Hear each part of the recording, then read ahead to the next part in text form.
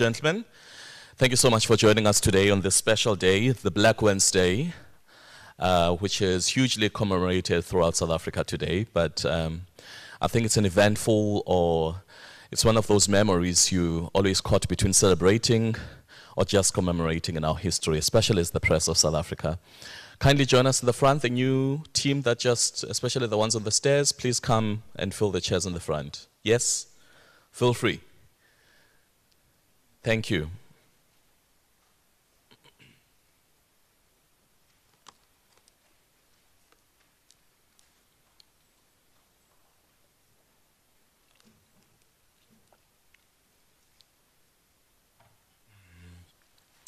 All right, so Black Wednesday Seminar is an event that is not foreign to those who've been following the history of journalism in our country. You would know, as you would know, that this comes very far, or it's part of our history broadly when we talk about the Media Freedom Day in our country.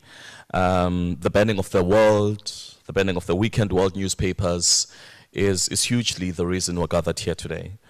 And we'll have to take it back to the 19th of October in 1977, when the unthinkable would say happened.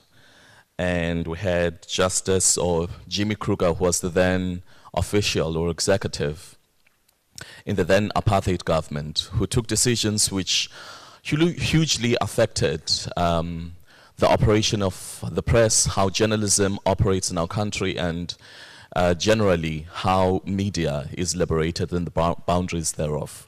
So today we're here together. We're going to have a panel discussion later on, but first, before we get into anything, I think we'll just need to put officials on the side, or have an official who will come and welcome you as a visitor who's coming either from the university or who's from a media house that is outside of the SABC.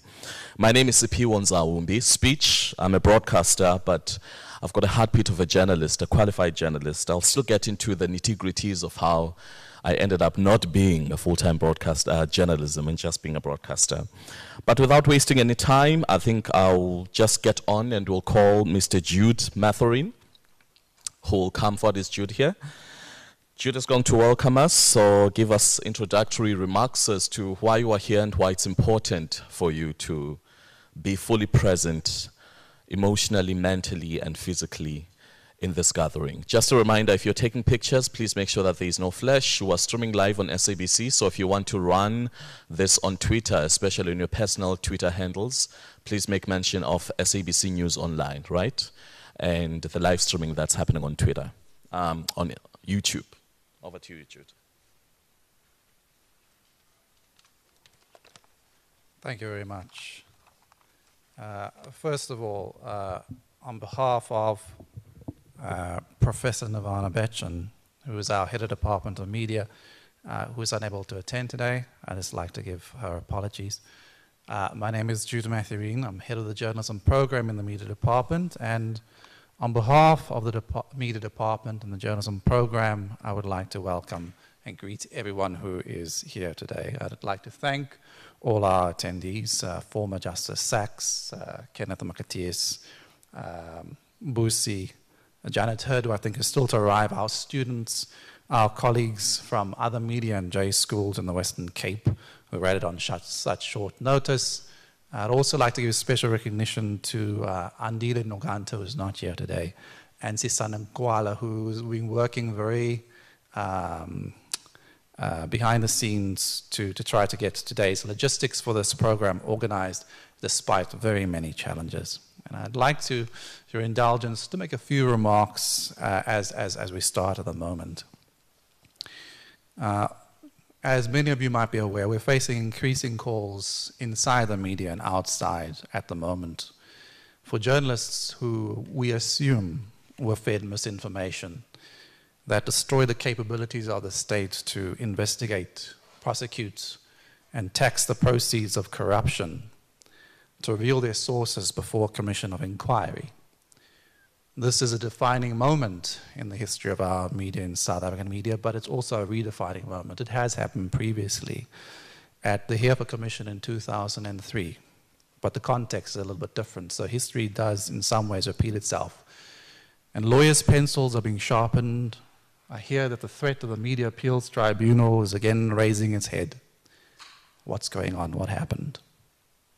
Well, if you don't know, now's the perfect opportunity to consider. Media seldom takes time itself to engage in thoughtful reflection about where we've come from, what we're getting right, what we're getting wrong, and how do we do better, because South Africans deserve more. The story of the South African press is a complex story, and it evolves side by side with the story of our growing nation. We don't simply reflect that story. We are part of it. We are implicated in it. Journalists are no angels. We are also not the devils that powerful people ferociously make us out to be, normally and usually with greater vigor when denying the charges being leveled against them.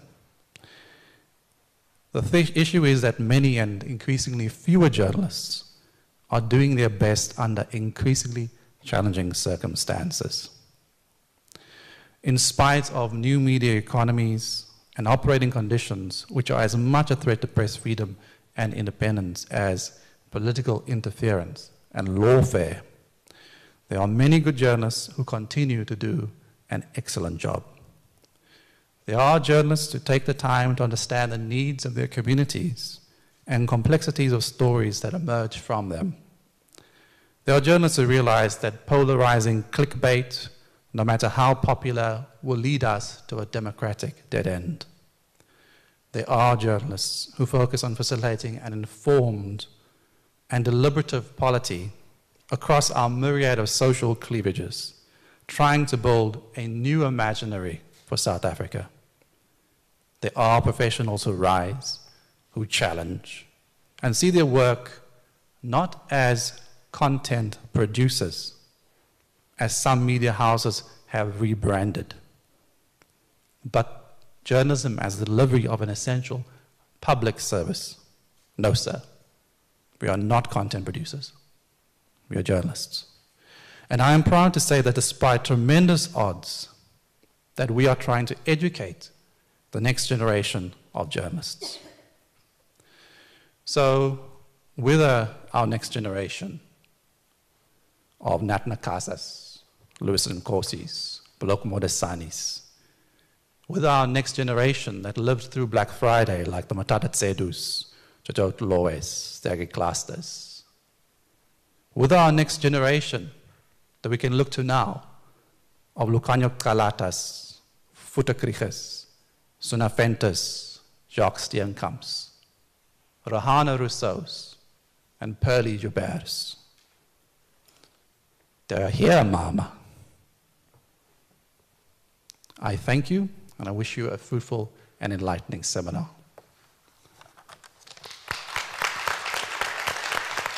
A round of applause for Jude, please. As he said, they are here, Mama.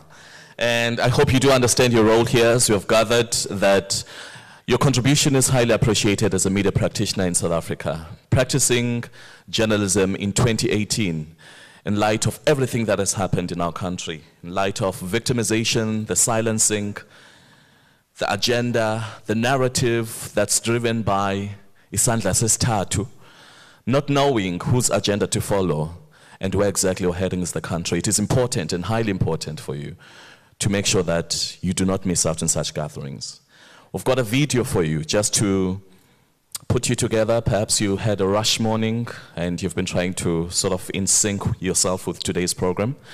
This video, it's a couple of minutes and it's been put together just to remind you why you are here today. Over to you, media team.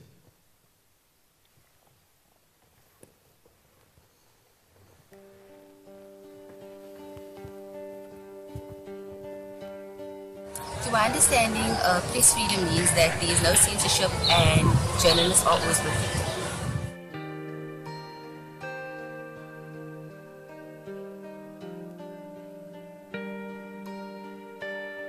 Do you think that the press is really free if journalists are dying every day telling the truth? I would say they're not really free because they're being harassed first of all, and we see a lot of journalists dying nowadays.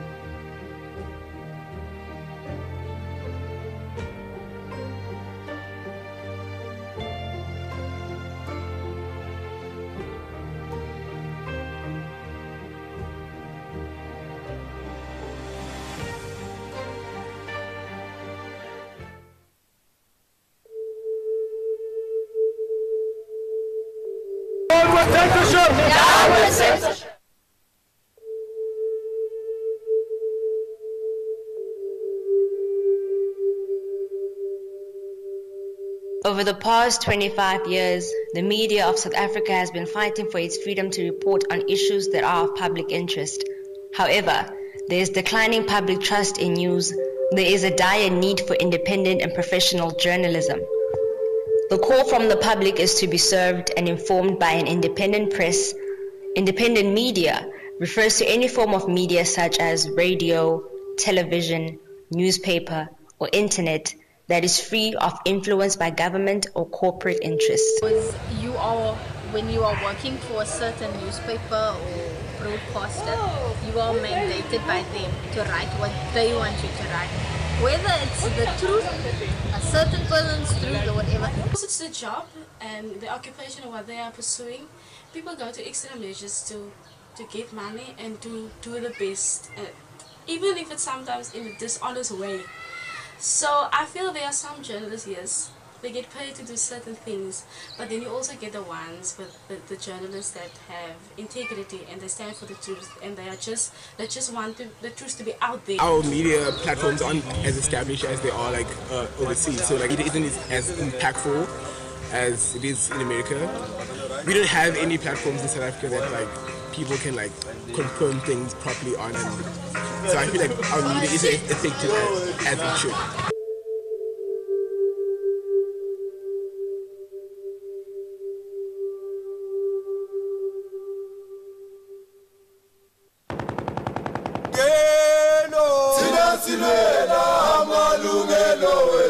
Tina silwela amalungelo. 25 years ago, the government dictated what news is. I don't feel like journalists tell their story, their full story. Maybe there's just one journalist that wants to tell the full story, but then she or he is afraid to be accountable. My journalist is Teta into abazixelelwayo zona ngabaphathi bayo zi-president abazicingeli okanye abayenzi ngento abayibonayo bayaxelela. Okay. In today's society and with everything that's going on in South Africa, journalists have to say what they're told to say. It's not a story they're not telling their story or how they see the story. You have the freedom to tell the story, but only in the way that you're told to tell it. Since then, it has been a tug of war to get full freedom for press, but the fight continues. In the words of Nelson Mandela, the long walk to freedom continues.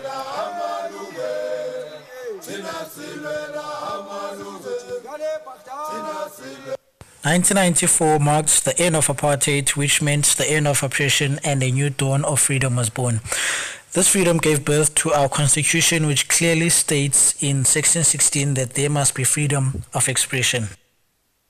I grew up in the 70s during the peak of apartheid, and in that time journalists would be arrested on reporting stories that they were exposing the government. Being a teenager in the 90s, in the post-apartheid era, that's when I started to see the laws being changed to allow journalists and the media to do their work without being censored. I was born free, which means I was born after apartheid. It's good to grow up in the generations of press freedom where journalists such as Zapiro can express their artistic talent without being harassed by government. It took the South African media decades to fight for the freedom that they are currently enjoying right now. With different generations over the years having gradually seen the improvement of press freedom, it has now come to a point where it is important that as South Africans, we never take the current press freedom for granted, but rather preserve and appreciate our media for future journalists, because they are the source of our news as well as information.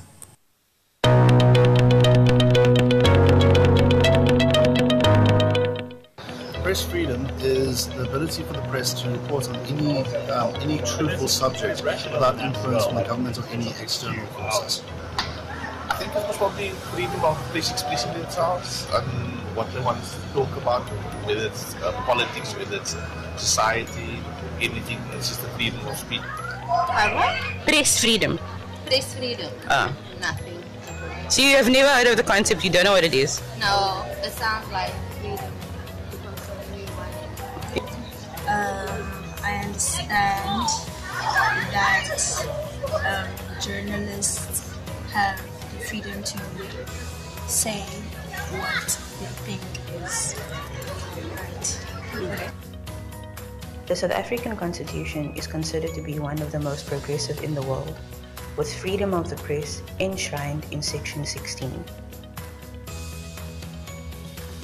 South Africa has not always had a free press, however. During apartheid, journalists reporting on the brutality of the old government were in constant danger. They risked their lives for the truth, and their work contributed greatly to the end of apartheid. Many things have changed since 1994. Social media has now become part of the news cycle, increasing the spread of fake news. Newspaper circulation is the lowest it has ever been. Journalists have limited resources with which to perform their function, and many have faced retrenchment. Still, journalists in South Africa fight for the truth.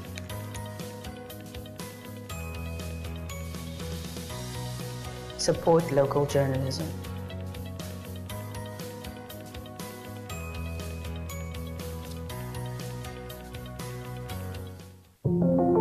Journalism is one of the most important career fields in the world. Journalists tell stories without fear or favor and without prejudice. I think it's important for the press to report news truthfully, the full news, without any repercussions or anything, because I want them to give the truth to the people, so that the people can have their own opinion about the subject. During the apartheid era, press freedom was censored by the government of that time. If a journalist wrote a story, he or she would be taken to custody and interrogated. Journalists who write the truth about the government system, they were being detained and being put in prison for a long time. That they tend to tell stories about, let's take for an example, politicians. They have more power to destroy their futures because they expose them to the truth. The press plays a much bigger role than just telling people what's good or bad happening around them. We learn so much about our environments and our areas through the press, because it provides us information of our respective areas where we live and the country as citizens of the country, and also the world. So we get to see how other people are living and what issues they are dealing with, and how we can address our issues through seeing how they went about their own. Or we can sometimes learn to appreciate what we have by seeing how other people are living out there.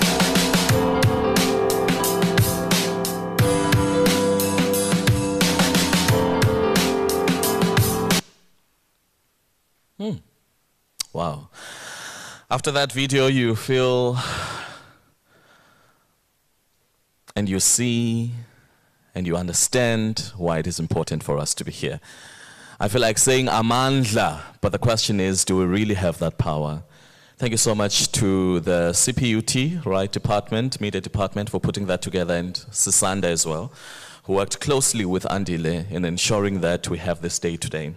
And so a couple of things just to maybe note as you were watching that video, the independence of media, and seeing residents or citizens or people who feed off the information that you give on the news saying journalists are not independent thinkers in our country. Quite a startling statement, especially in light of the Sunday Times recent saga, the censorship that once happened in the SABC a couple of years ago, which saw veteran journalists walking out, and other media stakeholders. The question still arises, whose agenda and whose narrative are we feeding on, and who owns the media, and who owns the press. And I bet those are some of the issues that are going to arise in our panel discussion this afternoon or this morning, leading up to our afternoon. And to lead us to that, and our keynote speaker is the SABC General Manager, Mr. James. Mr. J, are you ready? Mr. James is, Mr. James Shikwambana is the Provincial General Manager of the SABC, and he'll be leading us to our keynote speaker, which I believe many of us are looking forward to, from Justice. And after that, we're going to have our panel discussion. Just to give you hints, there will be a panel discussion on the, the main address, after the main address. The participants include Ms. Busim Tabane, who will be joining us a bit later. She's a member of the Right to Know, a veteran journalist, Mr. Rylan Fisher. We'll have Ms. Janet Hurd, who will be representing the South African National Editors Forum, SANEF. And then, of course, the Western Cape and the SABC Provincial Editor, Mr. Kenny, who's already on the table. So just prepare yourself and know that you're about to be fed. And of course, we'll have a Q&A. So that's an opportunity for you to raise some of your issues as we go. Just a reminder, on Twitter or social media, if you are to bring this up, please make sure that you tag SABC News Online and do mention that we will be streaming live, or currently streaming live actually, on SABC News Online on our YouTube channel. So a round of applause, please, for Mr. James Shikwambana.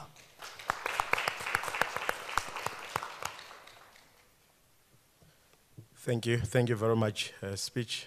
I think the video that we have just watched, I think it's said it all. I'm not sure if it's still important for me to say anything, but anyway, we are the hosts. Let me just say something on behalf of the host. And once again, well done to Sisanda and Andile for putting this together. I know for the past 2 years, we've been trying, because the last one was hosted in 2015, and finally, we are here in 2018. Just maybe 6-7 months before the elections. I think this is very important, and well done once again to you, Sisanda and Andile in absentia. Justice Sachs, Mr. Jude Mathurin, academics who are here with us today, esteemed guest speakers, colleagues, ladies and gentlemen, I am pleased as the SABC, on behalf of the SABC Western Cape, to welcome you to this media and society seminar, which seeks to engage in a robust dialogue on the role of the media in today's South African society. We do this to mark Black Wednesday, the banning of the World and Weekend World newspapers, along with numerous black political organizations, by the apartheid Minister of Justice, Jimmy Kruger, on the 19th of October, 1977. We thank the Media Department of the Cape Peninsula University of Technology for joining up with us to convene this seminar in order to reflect honestly on the years of a free media and to cast our eyes ahead at what we can expect of 2019 and beyond. We in the SABC embark on this exercise because we think SABC must claim its rightful place and lead public discourse in matters that are important to the people of South Africa. For a long time, the SABC has apologetically inserted itself in these topics, much to the dismay of those whose opinions we deem to matter. However, if we are to rise to this rightful place, we would realize that our opinion as the public broadcaster does matter. Our opinion that is formulated in our value proposition puts us right in the forefront of the nation-building debate. We are the ultimate custodians of the news and information that is out there about South Africa. Through our platforms, we are able to realize our collective calling as a staff contingent that has only the best interest of this country at heart. The idea of the media seminar is to thrust us right back at head. It is to reclaim our position as the ultimate opinion leaders of the country. Opinions that are based on well-researched facts as reflected through our news content. In the time and space we have, we are hoping that some cutting-edge ideas will be chartered. With this, we make our modest contribution to the necessary national conversation on the state of our media. We expect our deliberations will focus on issues of ideology, race, media, democracy, and society, where we try to examine the ultimate responsibility that the media is entrusted with, that of maximizing truth-telling. The media, the world over, finds itself grappling with questions over issues of ideology, race, and society. No doubt we will hear in the deliberations that are about to begin how ideology shapes reportage and how the issue of ideology is fundamental to race. It is fundamental because stereotyping in the media in terms of race leads to the creation of certain ideas about people. I am sure our panelists shall interrogate during the course of this exercise the tenuous relationship between the media and various stakeholders. We witnessed many years ago how frustrations with what was seen as racial stereotyping by our own media reached the boiling point. He needs no introduction.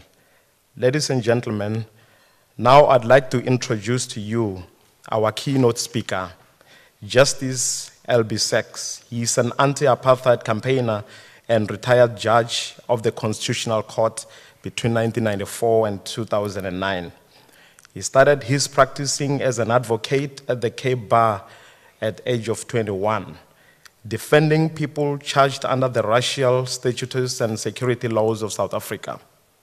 After being arrested and placed in solitary confinement for over 5 months, Justice Sachs went into exile in England, where he completed his PhD from Sussex University. In 1988, he unfortunately lost his right arm and his sight in one eye when a bomb was placed in his car in Maputo, Mozambique. After the bombing, he devoted himself to the preparations for a new democratic constitution in South Africa. When he returned from exile, he served as a member of the Constitutional Committee and the National Executive of the African National Congress.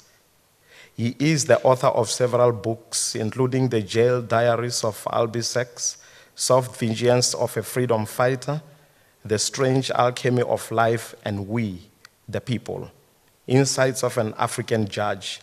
His latest book is Oliver Tambo's Dream. Justice Sachs has traveled to many countries, sharing his experiences in order to heal divided societies. Ladies and gentlemen, I hand you over to Justice Sachs.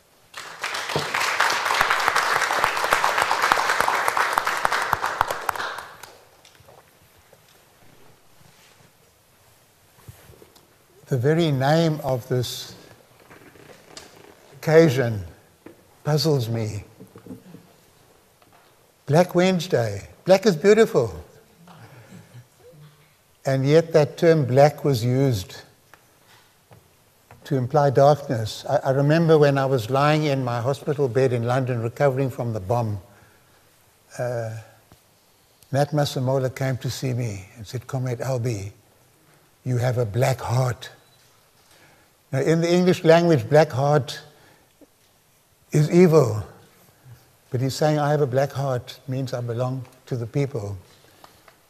And yet looking at the audience today and looking at the changes in SABC, maybe when we say Black Wednesday, black is beautiful Wednesday. Black is affirming itself and taking over this Wednesday so that negativity in the English language is being converted into positivity by people's struggle. And in that context, I'm very thrilled to be part. And, you know, it's personal, this freedom of expression thing, for my generation.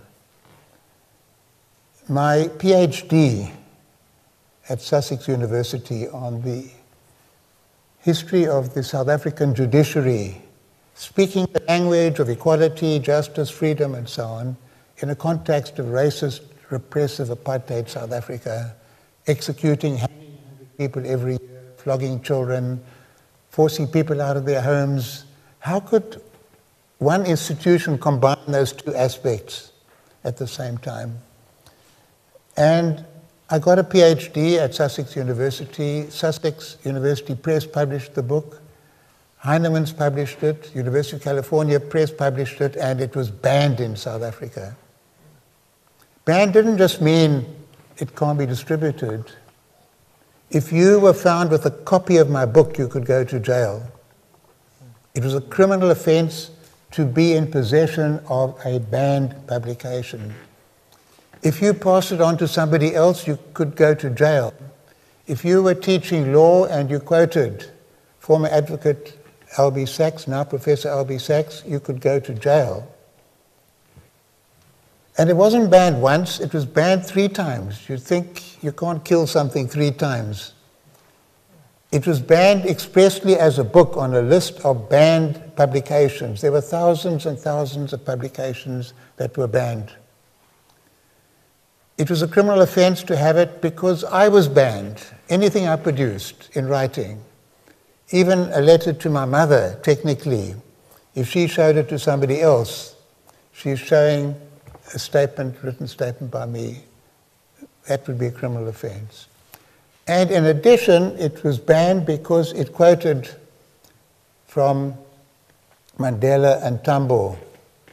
Because as part of my story, I dealt with the black lawyers going back to Gandhi and Mangena and Mandela and Tambo, the first black firm in Johannesburg that I used to visit during my breaks. And this was just a tiny example of being silenced. Mandela was silenced. It was a criminal offense to publish a photograph in the newspaper of Mandela because he was a prisoner. He was blotted out by the censorship. In a peculiar way, it made him more famous. It made him more powerful because he was silenced and blotted out. He became almost a mythical figure in those days. That was the inverse paradoxical effect of banning then. And it wasn't just political documents or writings by political people that were banned. They had a censorship board that would ban films, would ban plays. People then, bookshops wouldn't take books in case they might be banned. Sometimes it was ludicrous. I don't know if any of you know, there's a film about horses, a children's film called Black Beauty. And Black Beauty was a horse, and a little girl owned that horse. But because of the title, it was banned. We used that to poke fun at the system of banning, but it wasn't funny. So there were people sitting in different parts of the country, censorship boards, deciding not only what you could read, but what you could see, what you could put on in the theatre. That was like standard in South Africa. And it was part of a total system of repression, racial repression overwhelmingly, but thought control as well. So when people say nothing has changed, you know, it's denying the magnitude of our struggle, it's denying the terror being imposed upon journalists, it's denying our achievement. Please, please don't erase our history. Part of our history was to destroy that system of censorship, thought control, banning. When we have these words in the Constitution, they weren't just copied from some constitution to show we're civilized. We put those words in. We insisted, and this is probably the most expansive freedom of expression constitutional clause in the world. And I'm going to read it now. Section 16. Freedom of expression. Everyone has the right to freedom of expression, which includes A, freedom of the press and other media. B, freedom to receive or impart information or ideas. This is quite important, actually. It's not just the freedom of the press and the media, and the freedom to receive and impart information or ideas became important when it came to the question of cameras in court.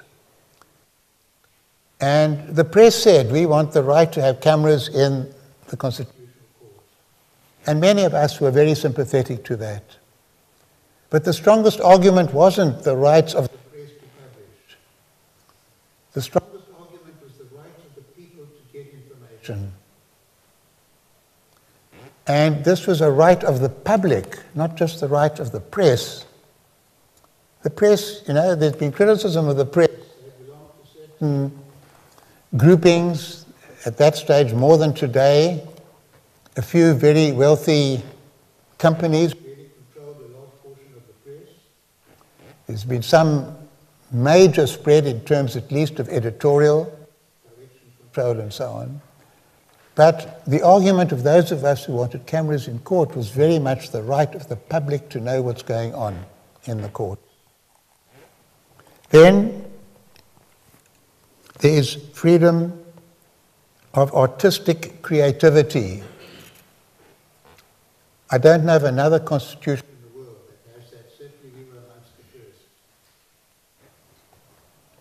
the first. It's starting off, your point of departure is that our dancers, our singers, our satirists, our actors, our playwrights can say what they want. It's a point of departure, it's not an end point. I'll come to that later. Next, academic freedom and freedom of scientific research. Again, it's so important that universities be centers of debate, discussion, contestation.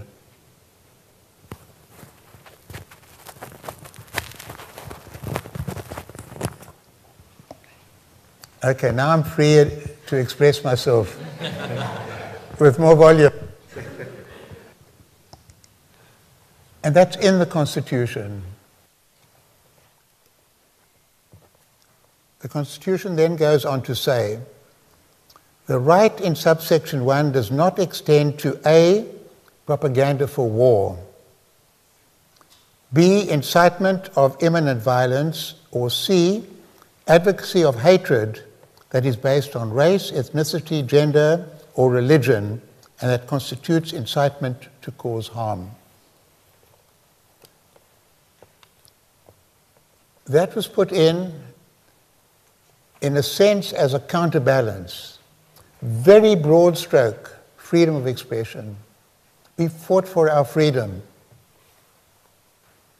And I might say many of us had lived in countries on our continent where the people had fought heroically for freedom and bravely. But we saw afterwards, when the leaders got into power, they started imposing restrictions. We were concerned about that. That was one big concern. That's why we had this very open-ended thing. I remember in going to Lusaka, and you'd switch on the TV, and you'd see Kenneth Kaunda opening a borehole at 9 o'clock. 10 o'clock, Kenneth Kaunda speaking to a women's club. 1 o'clock, Kenneth Kaunda going to a farm. 3 o'clock, Kenneth Kaunda somewhere else. Now, KK gave us huge support, and bravely. He resisted oppression. But it was boring. Nobody watched the TV. And this became a model to us of what we didn't want. We didn't want the SABC to have, I'm not going to mention any names, but not even Mandela doing all those things all the time. We wanted live broadcasting.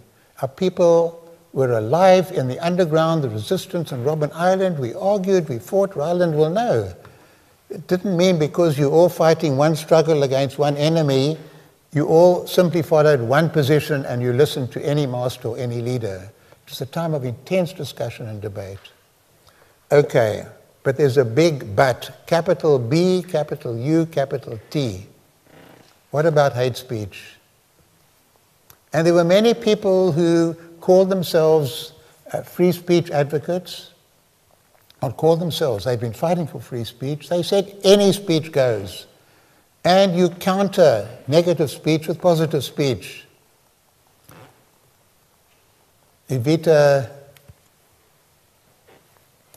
Peter Dirk Uys says the way to counter hate speech is love speech. And maybe if you're dressed in drag, that works. But in South Africa, where hate, marginalization became part and parcel of a state system of oppression taught in schools, taught in the churches, taught over the broadcasting media, hate could destroy our country. It could prevent democracy from really taking root. Hate hurts. And it hurts in a way, you say sticks and stones can break my bones, but names will never harm me. It's not true. Names can really, really harm, especially when they pick up on systemic forms of exclusion. They touch on historical experiences of marginalization. It's a reminder of that system of racial supremacy, and it just cannot be countenanced and permitted in our new democratic society. And of course now we find with the social media, where there's, in a sense, huge freedom of expression to reach out to millions, the question of hate speech is becoming a very live and real issue. And we have to be cognizant of that. And we have laws that say if you pick up on forms of speech that are reminiscent of the past, I'm not going to say the K word, if you use the word kafir in an insulting sense, you can go to jail.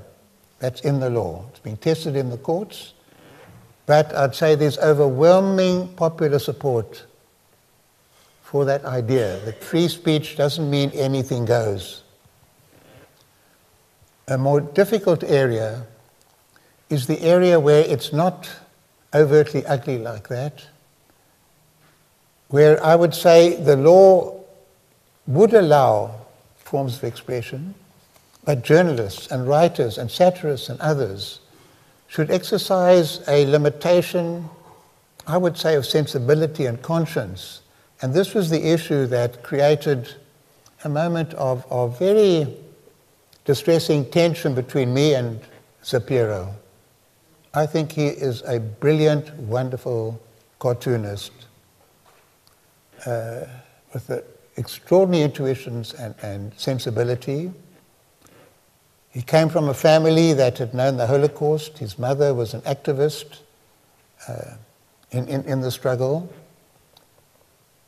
But I felt, not as a judge, not as a lawyer, as Albie, a South African, a freedom fighter, I felt very uneasy with the rape cartoon in relation to our former president raping Lady Justice, given the echoes it had of the kind of notion of the black man as a potential rapist. And I'd say your artistic conscience would stop you from doing that. Zapiro is sensitive about it. He's still digging in his heels. It's an area we agree to disagree. But I think that's a very important area to be borne in mind. There are things that maybe the law allows you to write and say, but you don't do it. Not because you want sunshine journalism. Not because you want to say everything is marvelous. You don't do it as a human being with that kind of consciousness. When it came to the question of inviting people, inviting the editor of the Danish cartoons to speak at UCT about 2 years ago, UCT allowed it on the basis of freedom of speech, and then they disinvited him. And there was a big reaction to that. And the disinvitation was based on very pragmatic grounds. At the time of the fall movement, to introduce that element would have been such a provocation that who knows what could have happened. It would have really disturbed the university in a very profound way. But I felt a more fundamental issue was at stake there. Cape Town is still a very divided city, very divided. And a large portion of the people, mainly the working class, historically the working class, the slave-descended people in Cape Town are Muslim. And UCT is now striving to become a university implanted in the social, cultural reality of Cape Town with an African and a worldwide vision. And for me, this was so worse than insensitive, offensive to a large number of students there who want to feel at home and comfortable to be who they were at their university. And I imagined that if, for example, a Holocaust denial author like David Irving was invited by freedom of speech people to speak at UCT, there would have been an outcry, which I would have supported, not only from Jewish students at UCT. You don't trample on memories that are so powerful, so significant. You don't invite somebody to UCT where the invitation is like a slap in the face, a provocation to a large section of the student community. And we've got to build a student community that draws on the culture, the life experiences, the vision of all our students. I mean, that was one of the main themes of Fees Must Fall, of the whole Fallist movement, was exactly that. Let me conclude with just a few of the cases that came to the Constitutional Court on freedom of speech that shows the tensions between say what you want, let the heavens fall on the one hand, and there's some issues where restraint is not only permissible, it's actually required, it's necessary. A fairly easy one deals with the question of revealing the names of children who are minors to protect them as children. It's not in the Constitution, but we want children to be protected.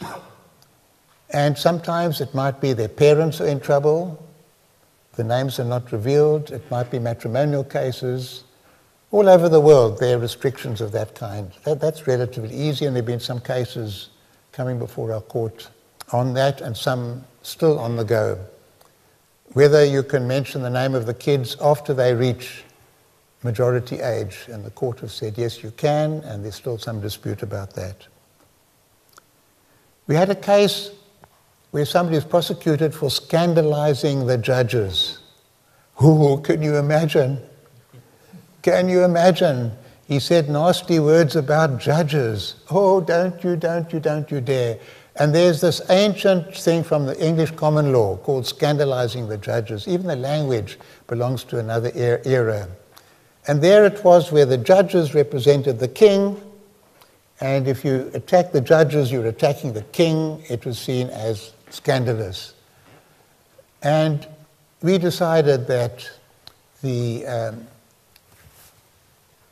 particular judge who felt scandalized by comments that had been made, sentenced that person to jail, wasn't a journalist, was a state official, hadn't followed proper process, he did it arbitrarily without giving him a proper hearing, and that couldn't be accepted.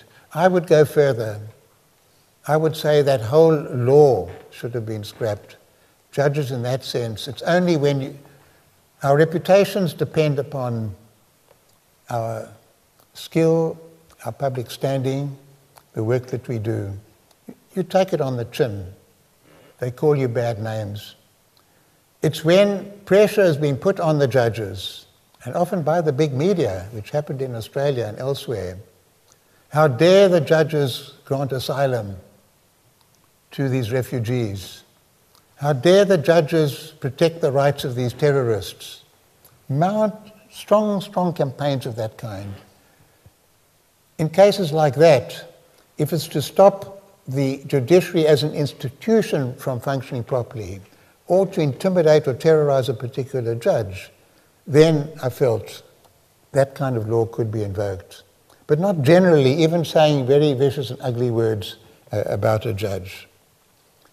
We had a case involving Patricia de Lille, her autobiography. And she mentioned she went to Pretoria, she went to the townships there, and she met 3 women living with HIV, and she gave their names. Now, that case was so interesting for us because in Europe and North America, the people protecting their names are the greatest publicity seekers.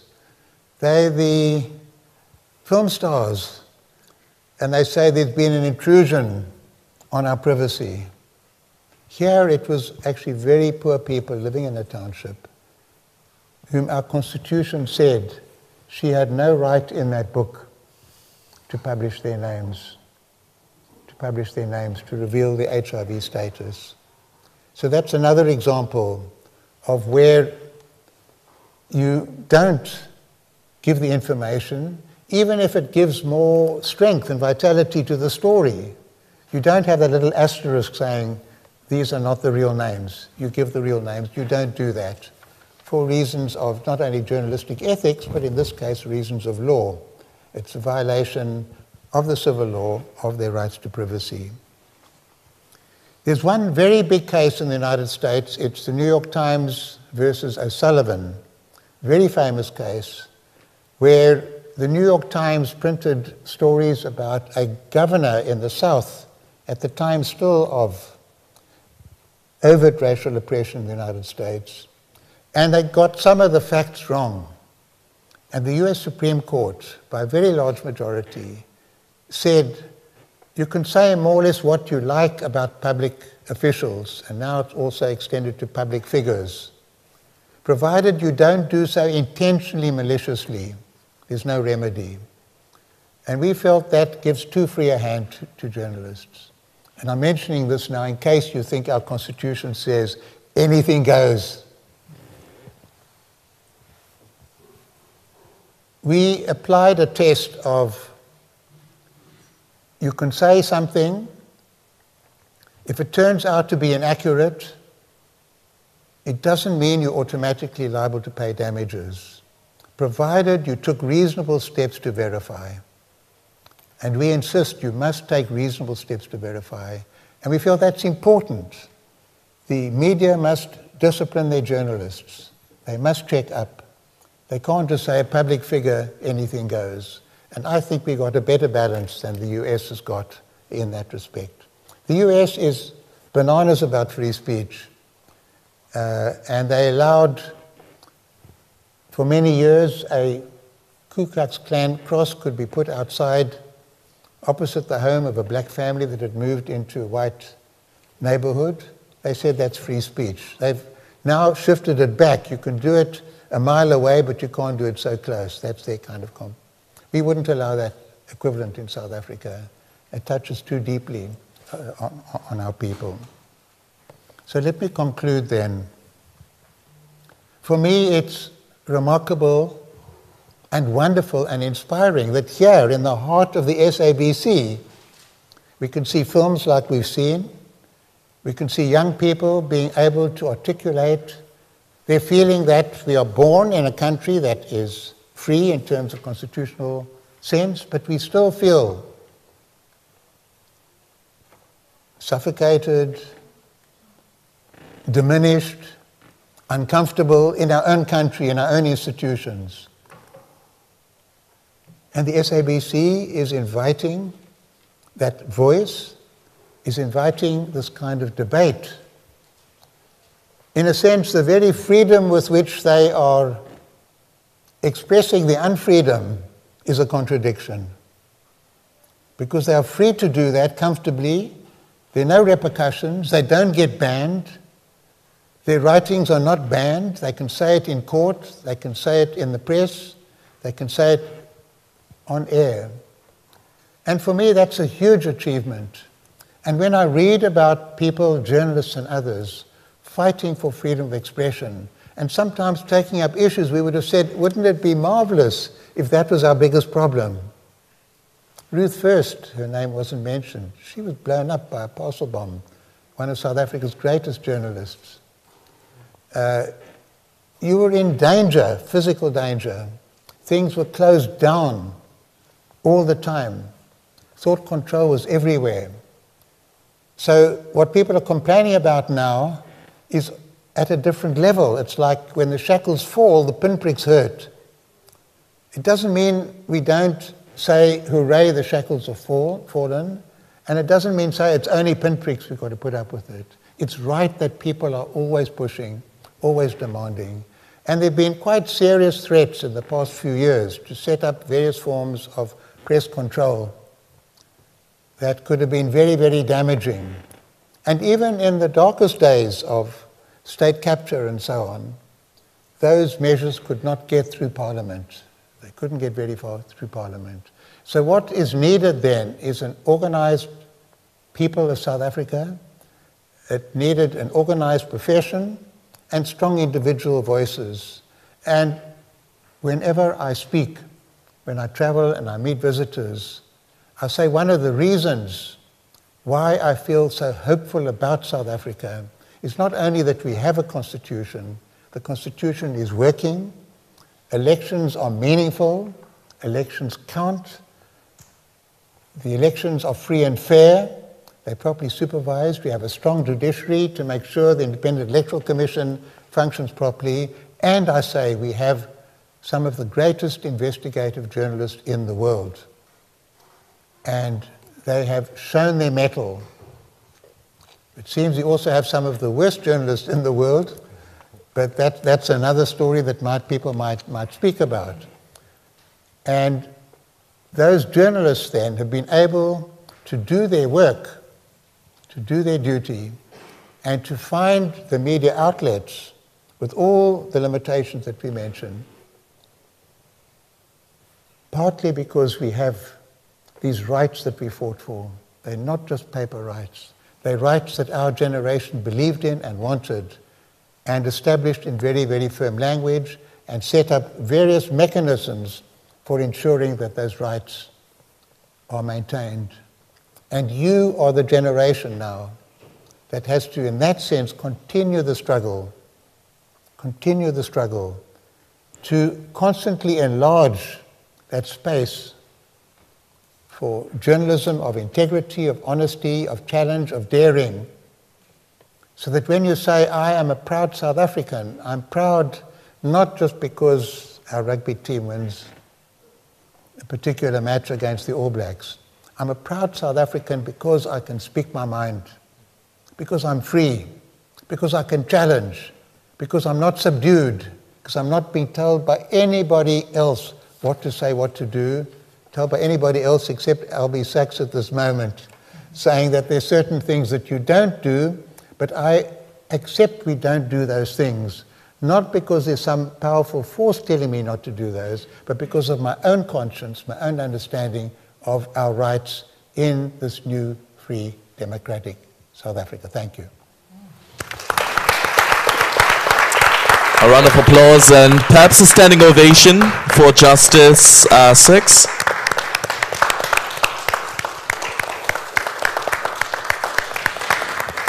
Ooh, a mouthful indeed.